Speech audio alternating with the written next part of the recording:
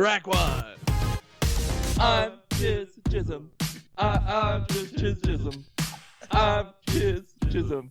I'm just Jism. I'm just Jism. All right. I'm just Jism. I'm just Jism. I'm just Jism. Yahweh, ciao, Fudge Packers. Bonjour, Fudge Packers. Bienvenue sur le podcast Beer Boys. I'm Adam Schumapel, Adam, and Chiz. And it's all mailed to me, because I'm Steve Creep, and I'm creeping on the airwaves right at you. Ooh, and this week we're talking about 2006's documentary, The Da Vinci Code. I love the way it's shot, so you know it's a documentary. Oh yeah, you know it's presenting you with facts, and that's what I love the most about the movies. Shaky cam. It's either a very old person or it's a documentary. And in this case, it's both. Directed by Ron Howard, an old man. Yes, very old man. Famous old man Ron Howard. Oh, yeah. He's also famous as a child, but nobody counts those years. Nobody counts those years. He's got a daughter. Sure. Yeah, definitely. Yeah. Spawn some youth. Yeah, he's got a career. Maybe you've heard of him, a little guy named Ron Howard. Maybe you've heard of him, a little guy named Tom Hanks. Ronnie H. and Tommy H. Ooh. At it again. The Hanks and Howard brothers. They definitely should have had a company called the Hanks and Howards. Oh, yeah, I would love that. They say it sounds like a moving company. Yeah, and they do, but they spawned a movie franchise, I guess. Yeah, exactly. And did they spawn a movie franchise or what? Dan Brown must be rolling in his grave with this movie. Yeah, not as a sarcophagus, that's for sure. Oh God, no, of course not. He's not the last descendant of Jesus Christ, so sorry, no spoilers for the documentary The Da Vinci Code, based on real life with real things in it. Is it anti-religion or is it pro-religion? You'll find out. That's right. But before we get to any of that, we need, of course, to do the Pure Boys prayer. God bless our podcast, please. God bless all podcasts, please. We love you, please. Amen. Amen. All right, woman. Beautiful. Great prayer. A really good one. Yeah, I felt the spirit flow through me. I think I'm so enraged by this film. By the blasphemy on display. The shots it takes at my dear Catholic Church is unprecedented. Oh, certainly. Oh, yeah. But, come on, guys. Haven't the Catholic Church suffered enough? Do we really need to keep taking... How many more pegs can they be taken down? I'm serious. Yeah. I'm serious. Well, I think this starts our new segment called Come On. It's directly put towards all those people out there trying to question us and our things. Can I offer a note on the name of the segment? Yeah. Can we call it Come On Guys? Yeah, Come On Guys. All right, perfect. Yeah. Welcome to our new segment, Come On Guys, where we talk about how unfair it is how the Catholic Church has been treated, especially since 2006 when the Da Vinci Code was released. Facts. Come on, guys. Come on, guys. Hey, Steve Creep, when this movie, when this phenomenon, let's call it what it is, when it happened, right around the time of The Secret, I guess, is probably around the same time. Yes, praise him.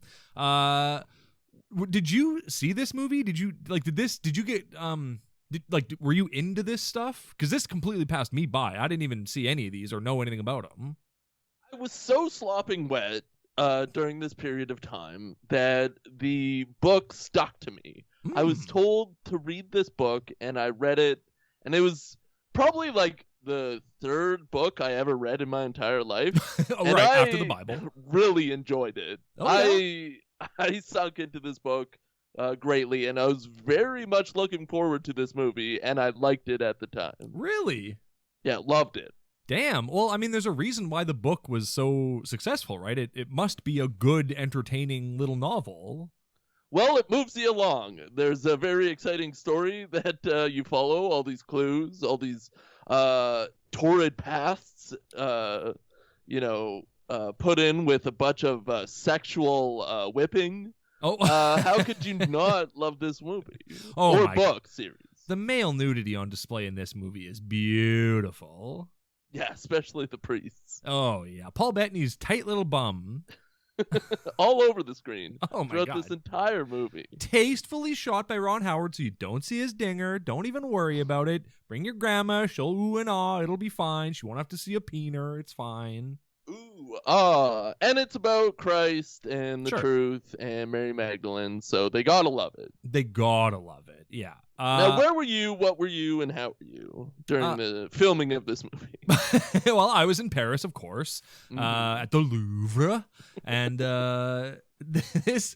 Were you actually? No, I've never been Paris. Paris is for swine. Been to the Louvre? No, you can't trust the French, and that's what I love the most about this. Can't trust the Louvre. No, you can't, and you shouldn't.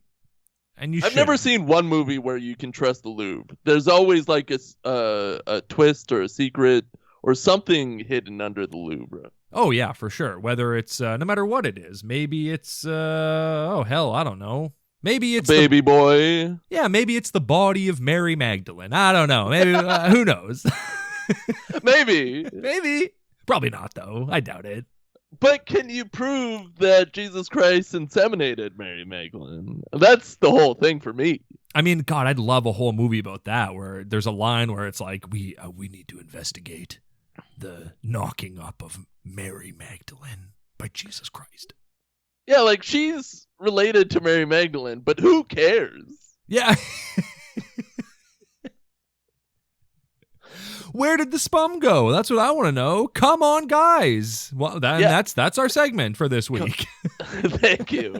That wraps it up well, so we can get through our other stuff. Of course. And then get back to the movie. Well, wraps it up perfectly. We have to get to everyone's favorite segment on the show, and an important question, and that is, of course, Steve Creep, whomst was the Bagger Vance? You got it. Legacy Peak, Tokyo Drift. Yes. All the way up there in Legacy's Peak. A man trying to be a father to two ne'er-do-wells that really suck at anything they do. Yeah. Now, Adam, I think the Bagger Vance of Legacy Peak was that big old peak herself. Oh, daring. Yeah, only seen for 2 seconds in the movie and not related to the plot at all. No. I feel like this Legacy's Peak was my Legacy's Creep. Now, Adam. Yes, Steve. Who do you think was the Bagger Vance of Legacy Peak? Well, Steve, thanks so much for asking. And to me, the Legacy Peak of Legacy's Peak was, of course, Grandpa Toilet. Showed up at the end, shot some wolves, had a great time. Well, he didn't shoot the wolves, I guess. He provided the gun that allowed Lucas Black to murder those wolves. And he threw the shot. Yeah. Heard around the world. He put the bullet in the gun. So he's a hero in that sense. He put the bullet in the gun. Ooh, I like it. That sounds like a rap line or something. He was my second choice. I see exactly what you see, and you see what I see. And I'm looking at you, looking at me, looking at you. Exactly. And I like this. I started following Lucas Black's YouTube page. Life. And he's the dumbest idiot in the world. My reading on him watching his movies was 100% correct. He's a big, dumb Southern idiot, and I love him. I think he's going to turn it around. I think he's going to become our next Dolly Parton. He's Christian as frick, too. That's the other thing. He is super religious, and he's done some religious movies that maybe we should watch. We'll see. Yeah, we'll figure it out. All right, segment over. Good segment. Great segment. Lucas Black, I watched a video of him bow hunting. I'm out bow hunting. Nah, that's not how his accent sounds. I gotta watch more of his video. I haven't dialed. That's Cajun. He's not Cajun. He's I don't know where he's from. Tennessee, maybe? Cajun adjacent. I think you could just do a Cajun accent and be fine. That's true. I mean, he's Cajun on both sides. He's Cajun where it counts. Praise him. Praise him. I love him. I think he's going to be smart eventually, and he might be Jesus. Well, maybe. Yeah, that's true. Hey, get the Knights Templar out here. Let's track his bloodline all the way back to the... I can't remember what they said the guy's name was. Oh, Jesus. Yeah. Well, let's butter him down. Let's make him super moist, and we'll get him on the pod, and we'll announce to him that he is the Son of Christ. Oh, that's great. We'll butter him up. We'll stuff him full of stuffing and onions and garlic and spices. We'll throw him in a preheated oven for 3 to 4 hours, and then we got a delicious feast. Do human men die if they're in an oven with that temperature for that long, or is it that just a conspiracy? You know what? That's a question for another time. Yeah, that's too deep. My wife and I went grocery shopping recently, and they had like turkeys on sale, like leftover Christmas turkeys, I'm assuming. And it was like trash. They were 99 cents a pound. And so we're like, oh, for $13 we can get a whole turkey? All right. So we just have a turkey defrosting in our fridge that we're going to cook a Thanksgiving dinner in the middle of January. And I'm really excited about it.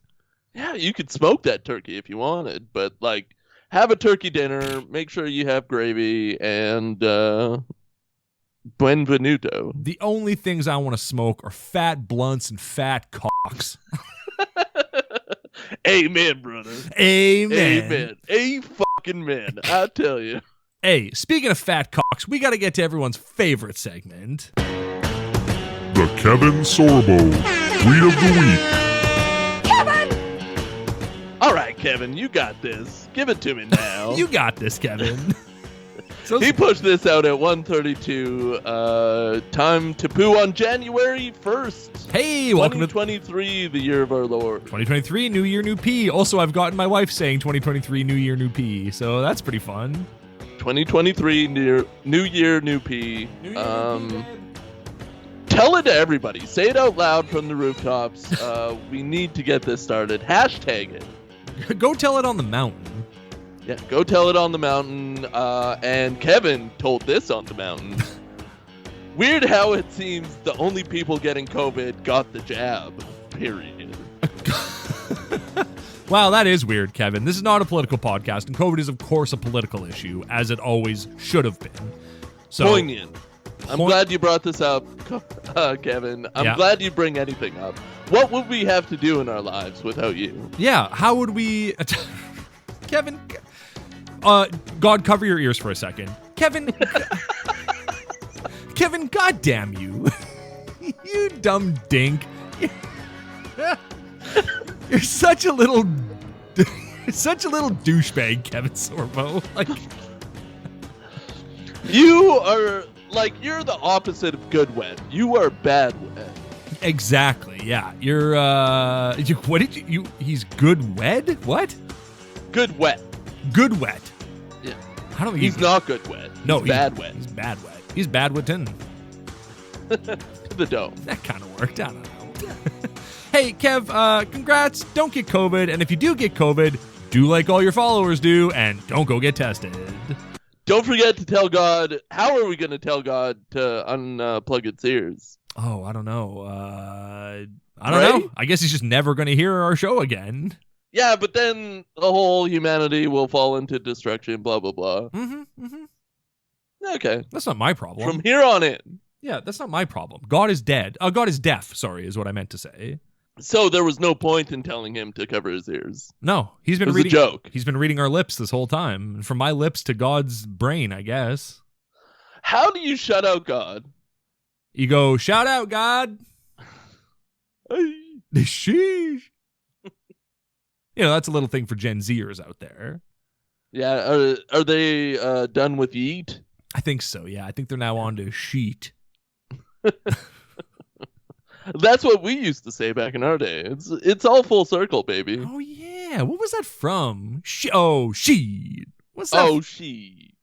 That's from something. I think it was Air Force One. I think it's from The Wire. Wasn't there a guy on that show who would always go sheet? Pretty sure. I think so. I've never Probably seen The Wire. Baltimore sounds logical. Yeah. I've only seen Oz. I don't watch HBO. I like Oz, and that's it. Christopher Maloney, you see his dinger in that show.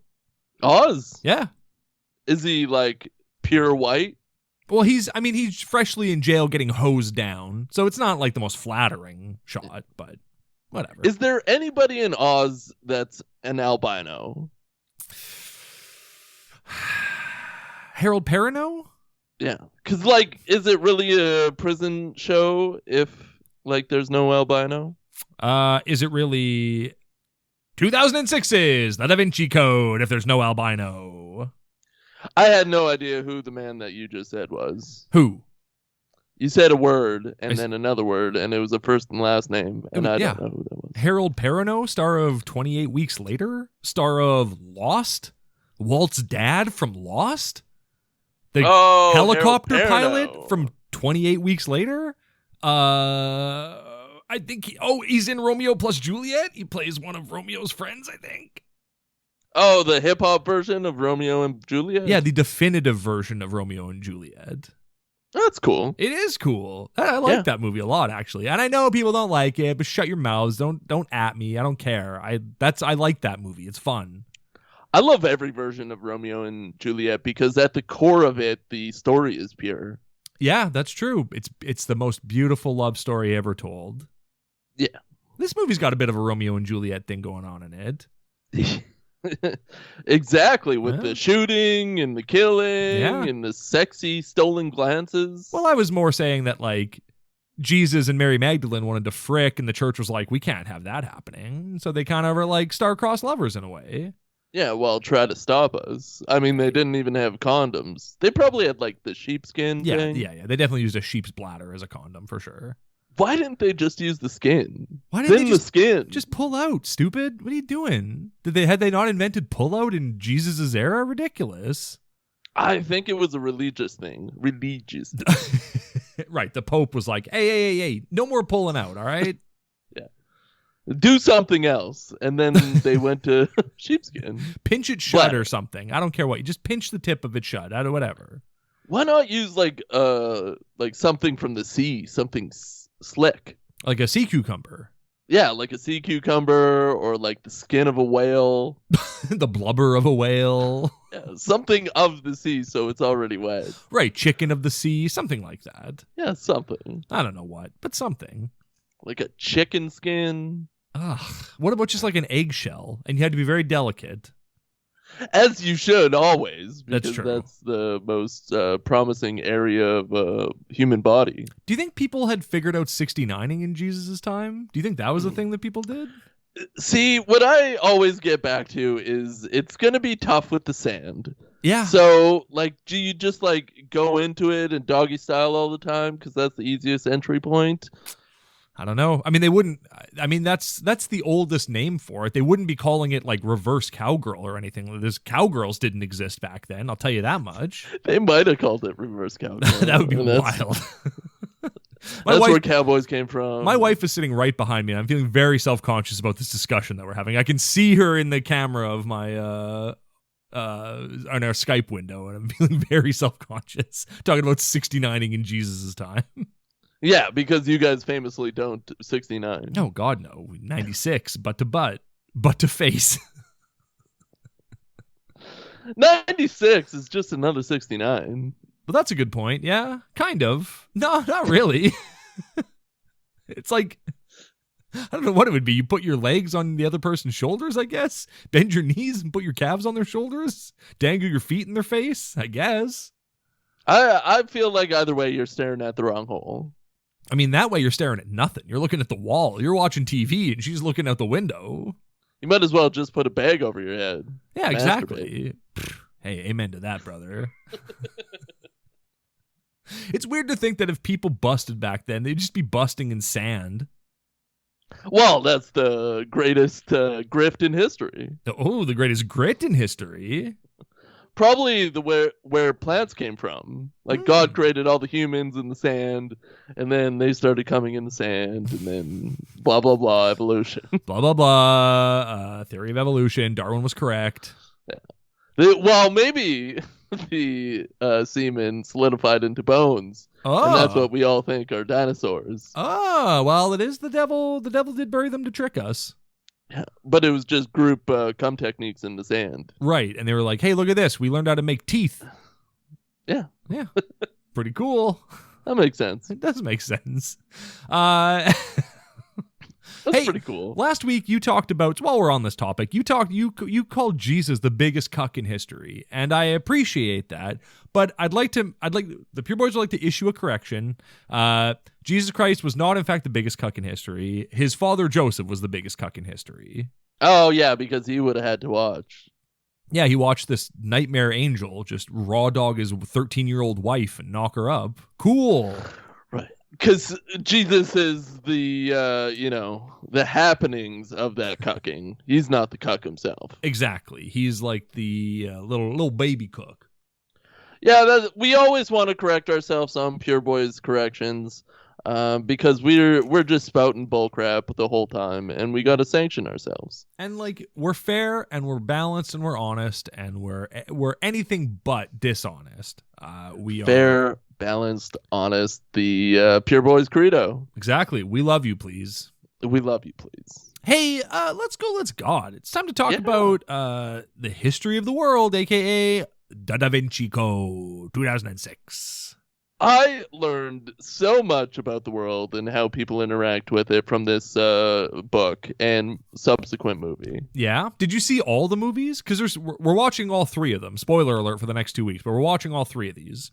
I've seen this one at least a few times. What? And Angels and Demons, I probably saw. I haven't seen Inferno, which I'm guessing just takes place in hell. Yeah, I think, I'm assuming Tom Hanks dies in Angels and Demons and then he goes to hell. How awesome. I know that's not what these are about, but like, how incredible would that be? How ballsy of them to just be like, and then he died and he went to hell and now this book's all about him in hell. And you're like, well, that's awesome, actually. That would be cool.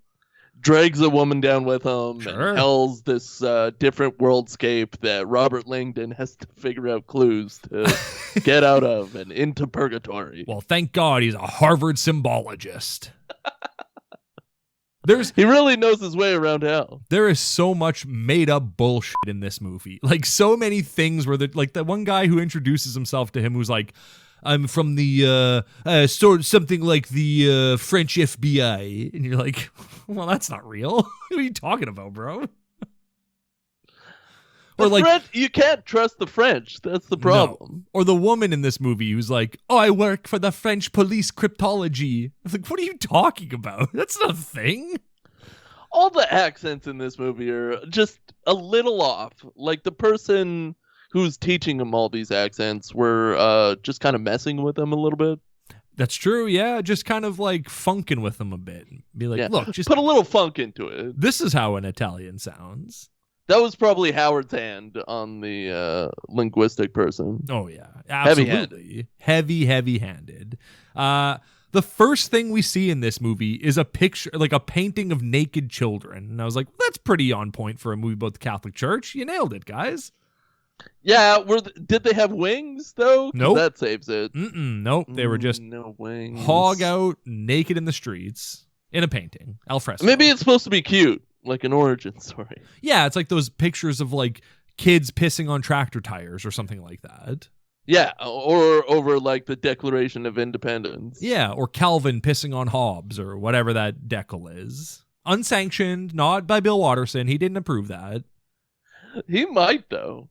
It is funny that to a section of society, that's how they know Calvin from Calvin and Hobbes, arguably the greatest like Sunday comic strip of all time. Get at me, Haggard the Horrible People. He sucks.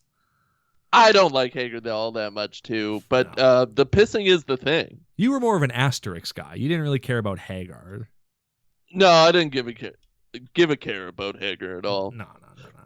What was the dot? The dot with the mouth. Pac-Man? Yeah. Oh, I loved his strip. Right. I loved the 7-Up dot. That's what I loved. I loved the 7-Up dot. Me and him got along. Or they. When I was in high school, there was this guy in my grade who, and I was so jealous of him, he had a shirt that on the front said, make 7, and on the back said, up yours. It's great. Make 7 up yours, but the back just says up yours, and I love it.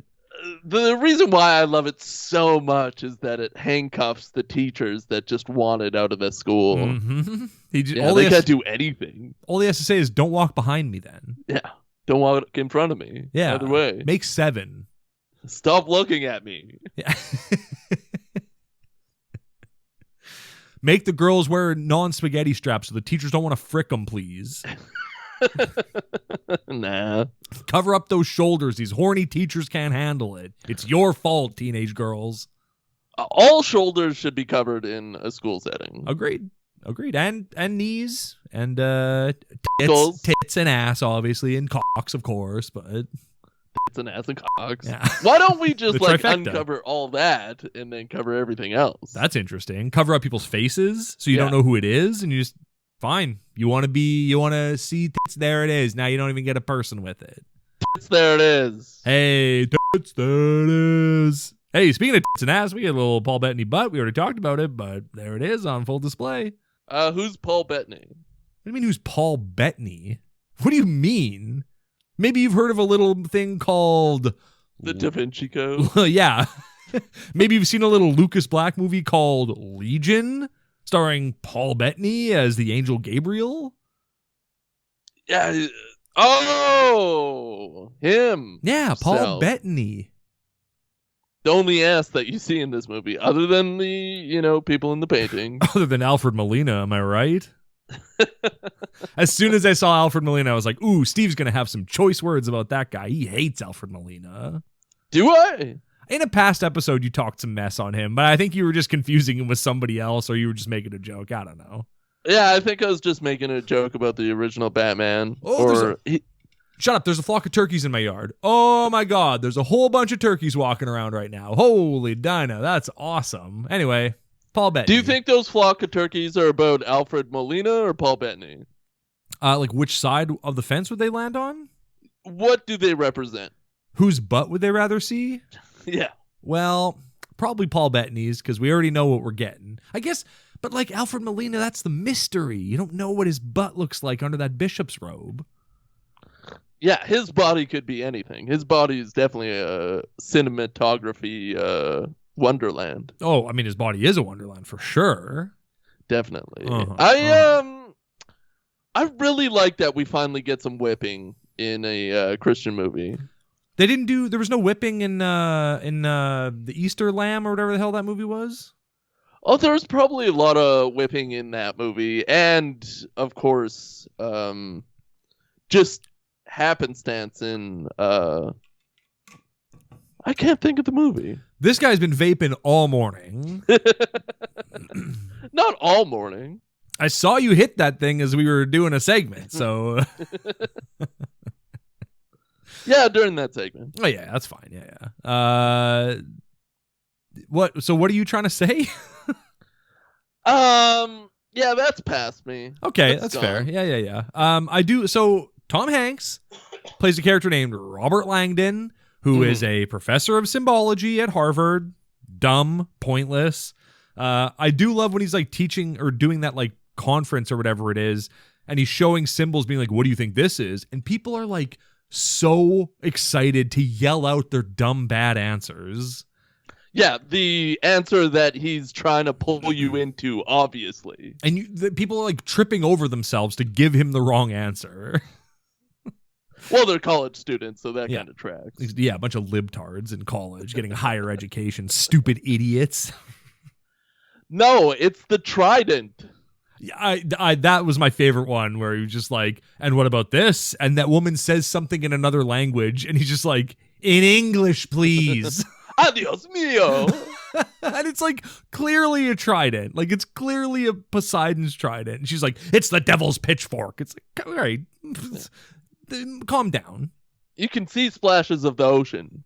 Yeah, there's no water in hell, bitch. That's what Tom Hanks said to her. What do you think of Tom Hanks's hair in this movie? It's beautiful. It's the best wig I've seen him wear. And from what based on the posters that I've seen for the other movies, his hair gets crazier and crazier as the movies go on. It looks like a lion's mane trying to take down a gazelle. I mean, at first it looks normal, and I go like, oh, he combs his hair back, okay. But by the end of the movie, it's like blown out. It's like he's got huge hair by the end of the movie. It's beautiful. Well, there's a lot of scenes outside, so of course it's blown out. Of course. Yeah, it's very accentuated towards the end of the movie. Like, I didn't even kind of clock it until like the last couple of scenes, and it's just like, oh boy, they Willy Wonka this guy. Yeah, I'm with you, man. Like I said, because I knew the hair was a thing. I knew that was like a meme about the movies.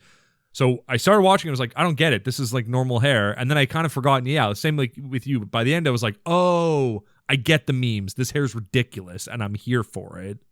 Maybe there's a hidden message somewhere, and we have to figure it out. Too bad neither of us are professors of symbology at Harvard. Have you ever wanted to be a professor of symbology? I've always wanted to have like my name written in blood at a murder scene. Yeah, that's pretty cool. It is pretty cool. I love that he wrote this, like the guy who was murdered writes this note in his blood, and then at the bottom writes, P.S. Find Robert Langdon. Like, P.S. But it's a hidden clue. It is a hidden clue, but it is just to imagine being the police and going up to them and being like, did he really write P.S. in his dying word? He took the time to write P.S.? You don't have, this isn't a letter, bro. It's your dying words. You can just say, find Robert Langdon. That's enough. Oh, but you gotta have a trick. Gotta have a trick. The police can't solve at all. They don't know that this woman her nickname was Princess Sophie. Oh, a postscript. Yeah, that's normal. That's normal for a dying man to write make sure to include this. Like, I love that picturing him like writing it and then like laying back to die and then being like, oh, wait, P.S. Find Robert Langdon. I'm horny. I died with a smile on my face and a stiffy in my pants. Well, like, even after watching this movie, why did he want Robert Langdon there? Why did he need Robert Langdon? I don't remember. Because he's a famous symbologist. Oh, right. And he's going to help Sophie find the true meaning of his death. But even like Tom Hanks says in the movie, he's like, there are more qualified people than me. There are better people at this than me. Why am I doing this? Well, he's the police of history, and you can always count on the police. He's a flatfoot, for sure. Mm-hmm. The man was murdered in the Louvre, a place that Jean Reno hates. Well, nobody likes the Louvre. It's very ostentatious, and it's just really in your face all of the time, especially with all the windows and the triangles. Mm-hmm. Too many triangles for my liking. I think you mean the symbols for masculine and feminine? Yeah, the ditch for the pussy, and then the mountain for the dick. Of course, yeah. The people, when they show, like, ridiculous, when they show the Star of David at the end of the movie, and then, like, the movie, like, the two triangles kind of just light up a little bit to be like, hey, stupid audience, this is the two triangles. Look, stupid, do you see it? So funny. All of this movie is just recapping different clues that they find along the way, and making the audience very aware of where they are in the plot and what they need to solve. Yep, and like, ooh, make sure you gotta make. What do we gotta do? Are you a Knights Templar? Are you? What's the Holy Grail? Well, Holy Grail is Mary Magdalenes, obviously. Duh. Oh, okay. And every person that they come along their way impedes their path or wants to, like, they have their own causes for getting them off their path. Mm-hmm. Yeah, everyone is like kind of doing their own thing, but all trying to head in the same direction, it seems. Except, I don't know what Alfred Molina's role in this movie is at all. He's just like this bishop who's acting like an asshole to other bishops, and then he gets shot, and then he says some things to Jean Reno, and then he leaves the movie forever. And you go, well, why were you in this? I don't understand. I think he's just floating around, trying to get a bunch of money and killing people all the time. He's killing? Is he the one who was sending Paul Bettany out to do things? Yeah. Oh, okay. All right, fair. That makes sense then, yeah. Yeah, Silas is his little baby boy. I guess he keeps calling him my baby boy, my sweet baby boy. Yeah, kissing him, kissing at him, sending him very naughty letters. Oh yeah, signing everything with a little XO at the bottom. They're in love. It's kind of cute. It is really cute. Yeah. Well, who wouldn't be in love with Paul Bettany, the albino? I definitely would. Dude's got some scars. Oh yeah. And also, like, didn't even try to make him albino. Just like, I don't know, give him blonde hair. That's what albinos have, right? And you're like, not really. I mean, they have like, isn't that kind of not what they are? Isn't that just a blonde guy?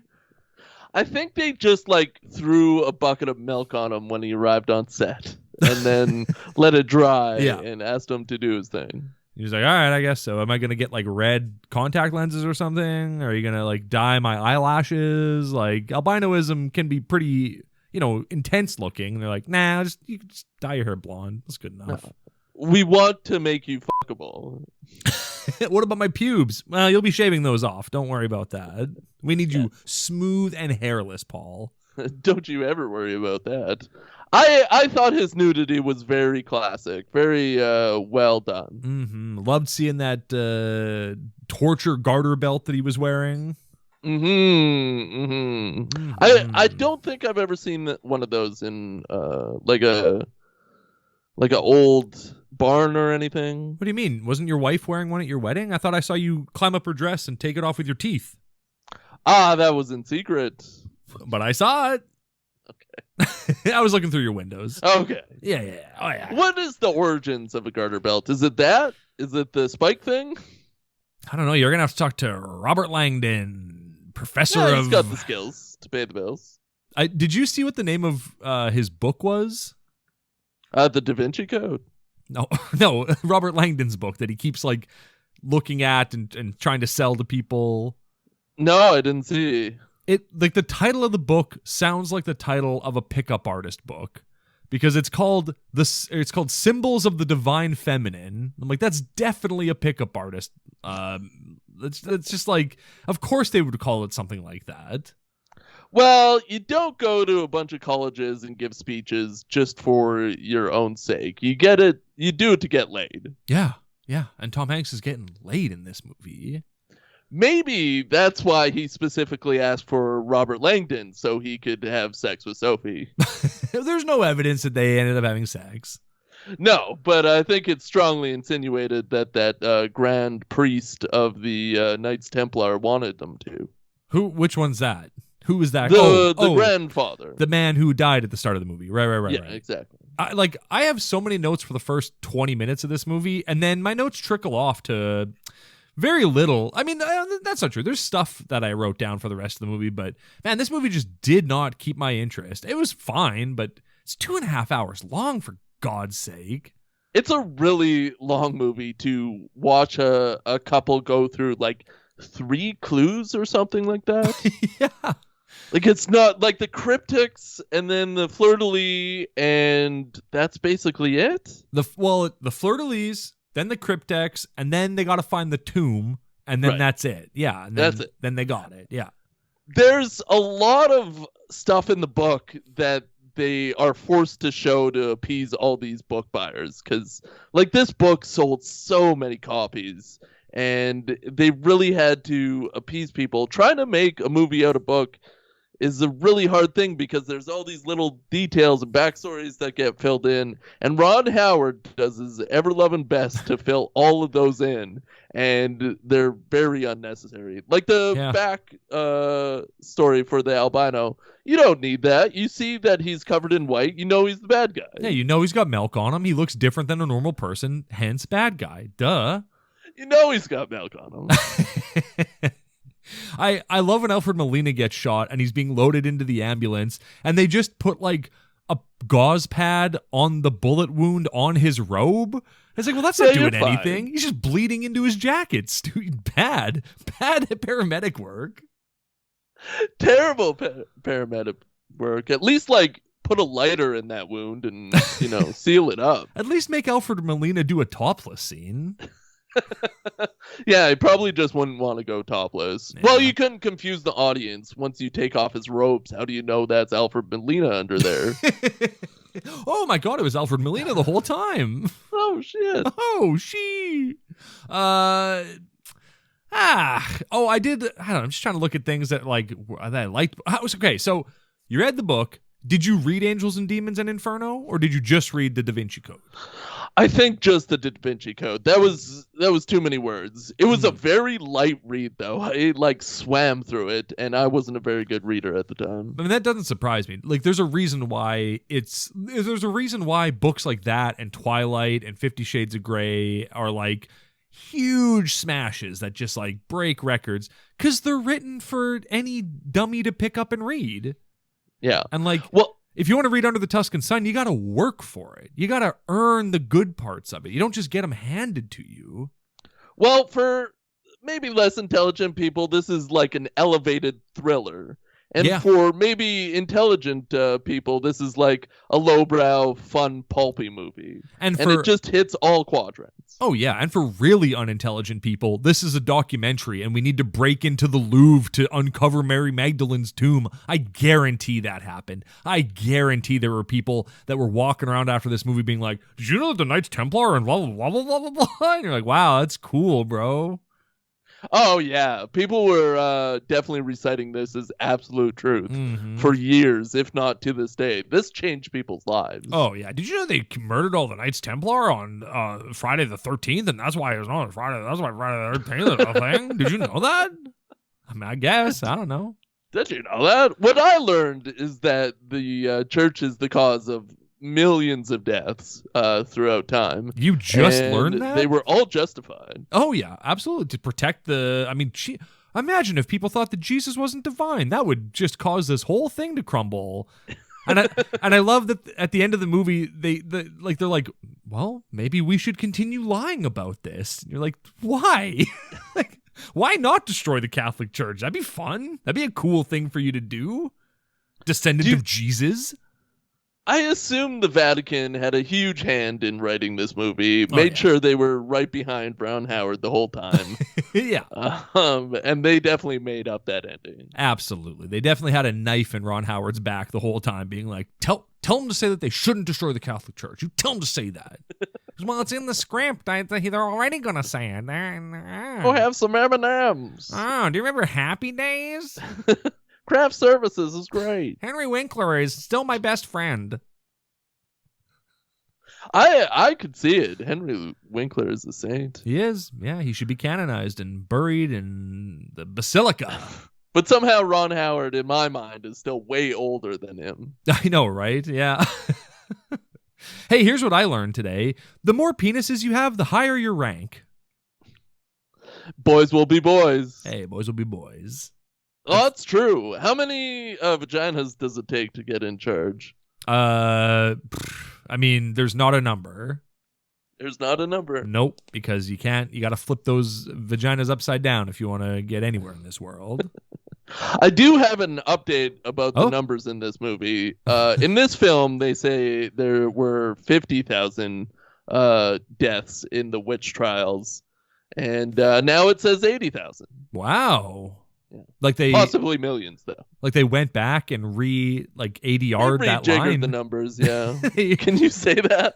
Yeah, rejiggered. I think so. Yeah. Yeah, that's still easy. Yeah, that's fine. That's fine. I love the idea of them being like, "Look, we got to go back and just Tom, come in for half a day. We just need you to say 80,000 instead of 50,000. Just new evidence has come out. We want to keep these movies relevant."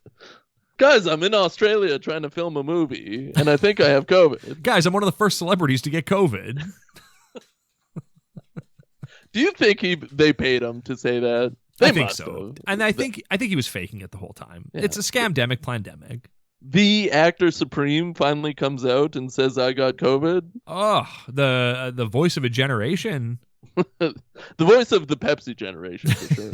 What's nice about a Tom Hanks movie is that at any time you can just close your eyes and picture Woody doing any of the stuff in the movie. There's probably an edit out there on YouTube. It wouldn't be that difficult. Just plunk in Woody. Eddie? Who the hell's Eddie? Nobody will ever find out. Were you were you shocked and just utterly gobsmacked when you found out that the chief of police in France was Opus Dei? What?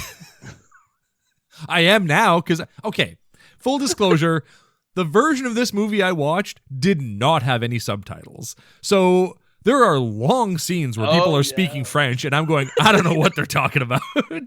Yeah, there's a lot of French scenes, like the police chief ones. Yeah, and I don't know who the police chief is. Is that Jean Reno? Is that the other guy?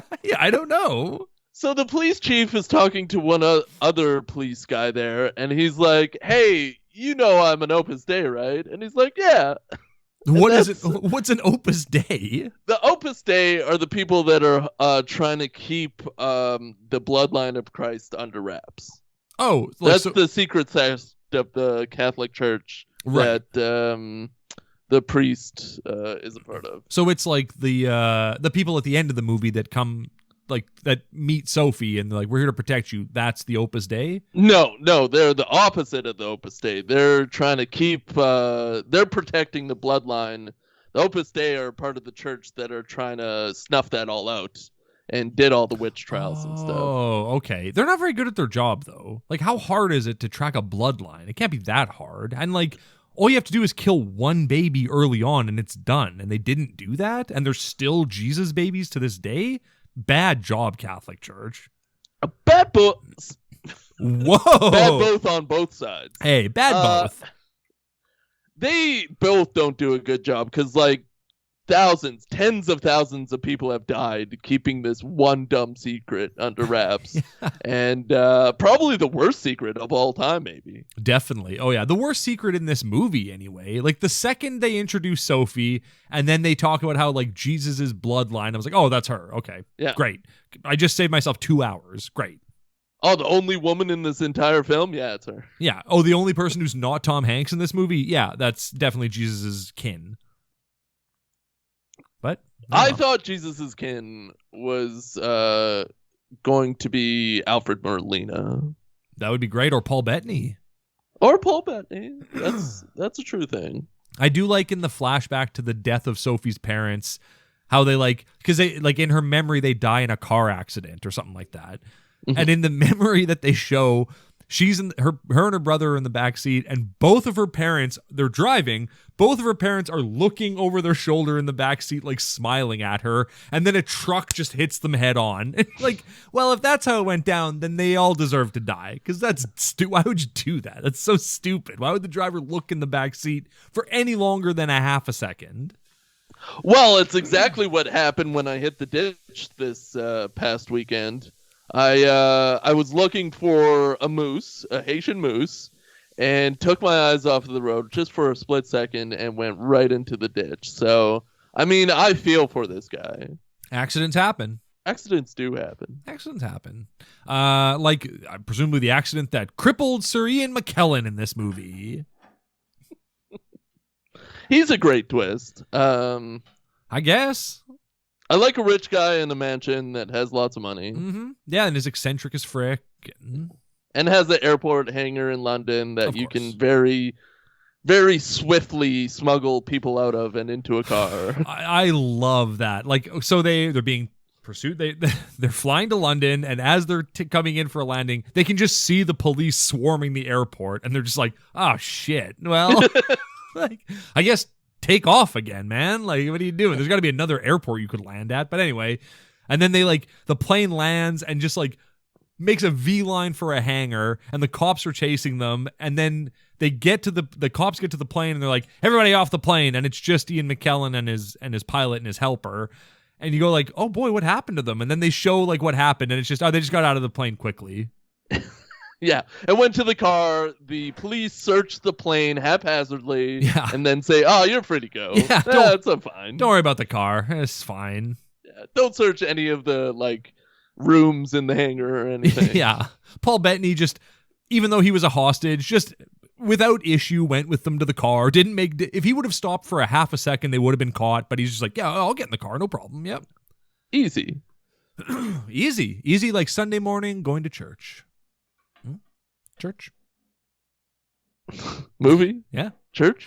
I it's hard for me to take movies like this seriously where they're like where there's people solving clues and like going on an adventure like that, because every time, especially in this movie, when they meet up with Sir Ian McKellen, and they're like talking about the clues and they're figuring things out, all I can think about is the riddles from Batman Forever. Do you know what I'm talking about? When they're like, what's another name for a mystery? Enigma. Oh, Mr. Enigma, Edward Nigma. And you're just like, all right, sure, it's fine, whatever. And they're like, oh, the cryptex and this and that. I'm like, yeah, Mr. Enigma, we know what it is, sure. So Batman Forever basically ruined any like mystery adventure movie for you, like Mummy, National Treasure, everything. All you see is Enigma. Yeah, because it's all stupid. Because it's all just dumb, like people being like, aha! Everyone just having like aha moments, and I'm like, yeah, that's just Val Kilmer talking to his butler. That's all this is. He's just mumbling words that happen to be right, that are in a script. Wow, Mr. E, mystery. And what's the name for a mystery? Enigma. Just bad and dumb, guys. Yeah, but these clues are really cool and tied to history. Oh, yeah. True. Oh, true. True as true can be. Like, imagine, I don't know if it would have happened in 2006, but if this movie came out now, that, like, Templar church would just be mobbed with people, just, like, picking through stuff and, like, going through things. Oh, yeah. I mean, if this movie came out now, there would have been a credit at the start that said a Pureflix original. Yeah. Please don't go to the Templar church, please. Please. Is that where they end up at the end? Like I said, I was kind of in and out of this movie. So then at the end, when they're like, I know where we need to go. And they just go to a building on a hill. And I go, what the hell is this? I don't know what this is. I know what the Basilica is. I know what St. Paul's Cathedral is or whatever.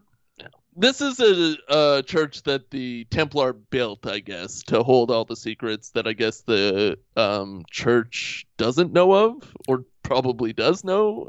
And like the church. They go there and they like go into the base. Like as they're going into the basement to like snoop around, a guy stops them and is like, "Hey, we're closing soon." And they're like, "Okay, we'll just be a minute." But at no point are they like, oh, this guy's definitely like a Templar or something. Like, he works at the friggin' thing. Everyone you've met has been double-crossing you all along the way. There's secret agents of this thing everywhere. You don't think the guy who works at the goddamn temple isn't a secret agent? What are you talking about, Tom? Take notice of this man. His hubris knows no bounds. That he can just be like, just a second, and then puts like a 50-cent piece in a box and thinks that's worth it. I don't know. I love these, like, we'll just be a minute. And then they're in there for like 15, 20 minutes probably. Like that place is well closed at that point. And they're just jerks is what they are. Come back tomorrow. That coin better come back in the next movie. There better be some like hidden messages from this movie that arrive in the next movies. There are like, in a movie full of secret symbols and hidden mysteries and stuff like that, it does like focus on some weird things occasionally that end up being nothing. Like the coin that he puts in there, which is like, this is nothing. I don't know what this is. But there's also a shot when they're in the church, or they're in the like where the Templars are buried, or they think they're buried.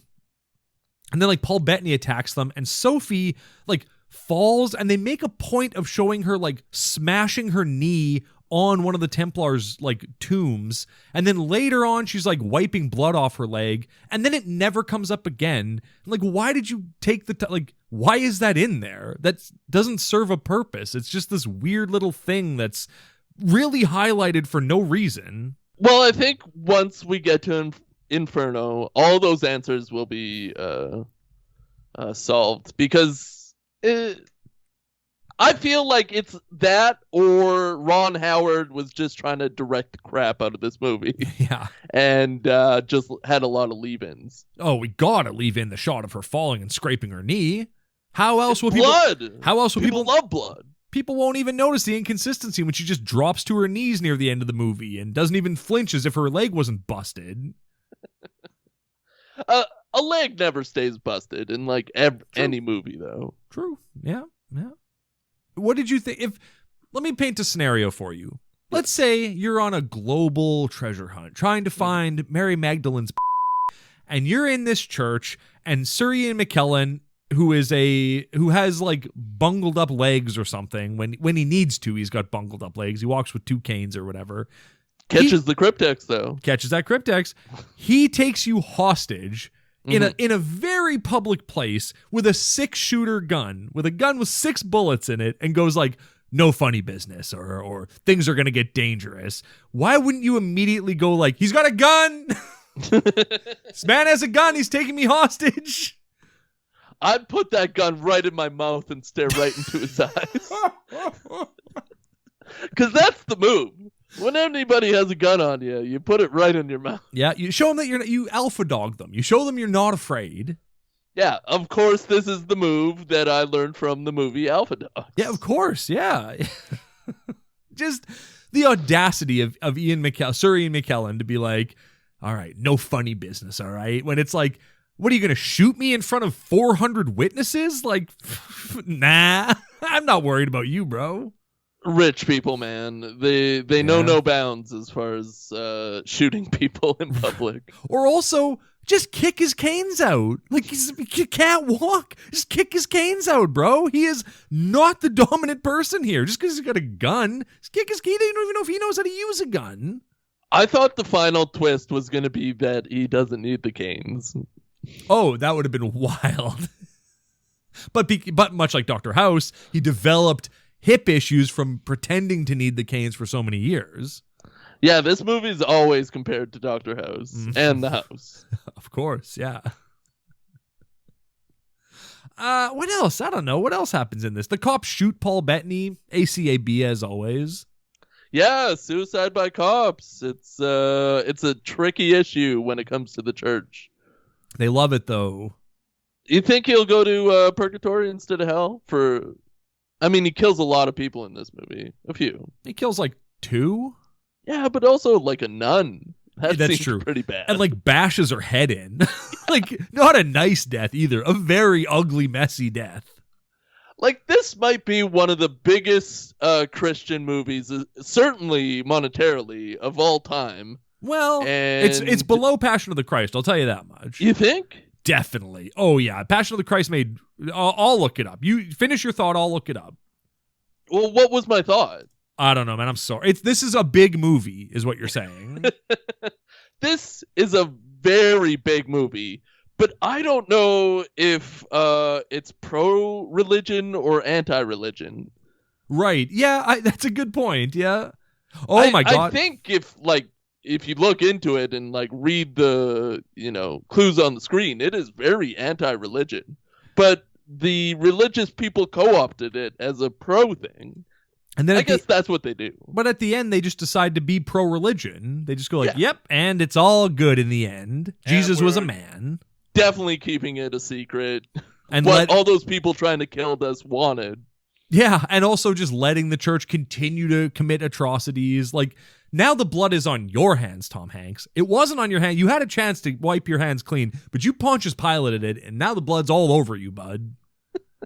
Maybe that's what the next movie is about. The trial of Robert Lang. Oh, the angels and demons that he wrestles with. It's probably more cryptex bullshit. I'm sure that's what the next 2 movies are. If there's not like 4 cryptexes in the next movie, I don't know what's happening. We gotta solve the cryptex, and they open it, and there's another cryptex inside. And they're like, is this one to have vinegar in it too? Well, when an IP makes this much money, you don't like flesh it out and get deeper into the story. You funnel it into the stuff that did work, which is the cryptexes. Yeah, so you add more cryptexes. You add more cryptexes. You make Tom Hanks's hair bigger. You spend more time at the Louvre, of course. And you got why leave the Louvre?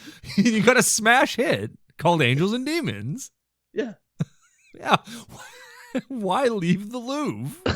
Why leave the Louvre? That's my biggest question in this whole movie. Like, I would love a t-shirt. Hey, fans, listeners, make me a t-shirt that says, why leave the Louvre? The problem is if I see this t-shirt out in public, I know they stole it from me. True. And the Louvre probably steals it from me. True. hey, the church stole everything else. Why not steal our Louvre idea? A Louvre t-shirt. Let's just come up with a t-shirt. Sure, yeah, we'll add it. Hey, I know we that said doesn't sell. we were killing our Teespring store, but now we're bringing it back. Or leave a voicemail saying Sure. that you appreciate our t-shirt. Hey, speakpipe.com/pureboys. Boozy, I'm calling you out. Leave us a voicemail. Please. Please do your best Tom Hanks impression or Paul Bettany. I don't care.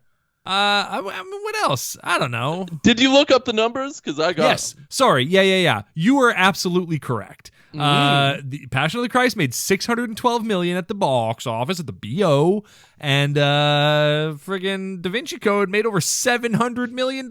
So, damn dog, you were right. I apologize. When you brought up Passion, I was like, oh yeah, that made $1 billion for sure. But then you look into the numbers, and Da Vinci Code made $780 million, and that book probably made like hundreds of millions of dollars too. Oh yeah, for sure. Oh yeah.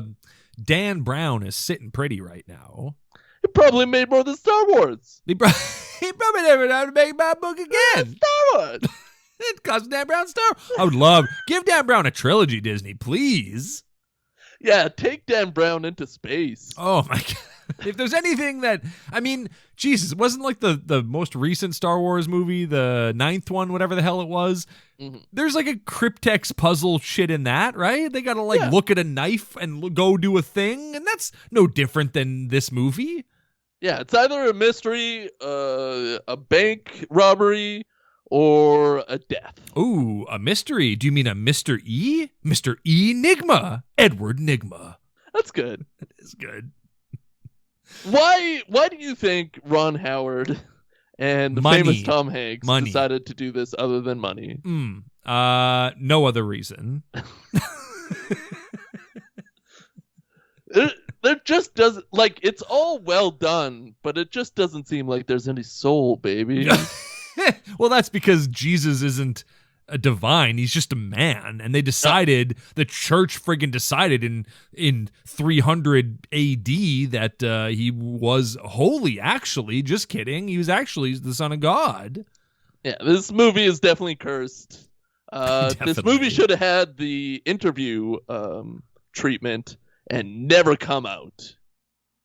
What do you... The Interview, what is that? That's the Seth Rogen movie about North Korea. About Jesus and cryptexes, yeah. And it got its release date shifted, or Right. it never happened. Because North Korea threatened to blow up the world, and that's when everyone was like, "Oh my God, that's a scary threat." And now it's like, "Shut up, North Korea." And that should have happened with this movie. Yeah, shut up, Dan Brown. Yeah, but we're gonna watch more of you, Dan Brown. I can't wait. This Dan Brown trilogy we're doing, like I said, I've never seen these, so this is going to be a fun ride for me. It's going to be a ride.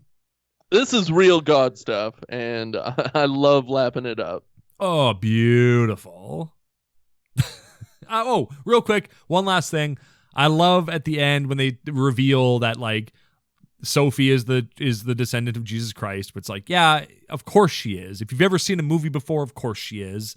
But then she as she's parting ways with Tom Hanks, and she passes by that little pond, she's like, "Hey, Tom Hanks, look at this," and then goes and steps on the water and goes, "Well, I guess I'm not divine. Maybe I'll try to make water into wine."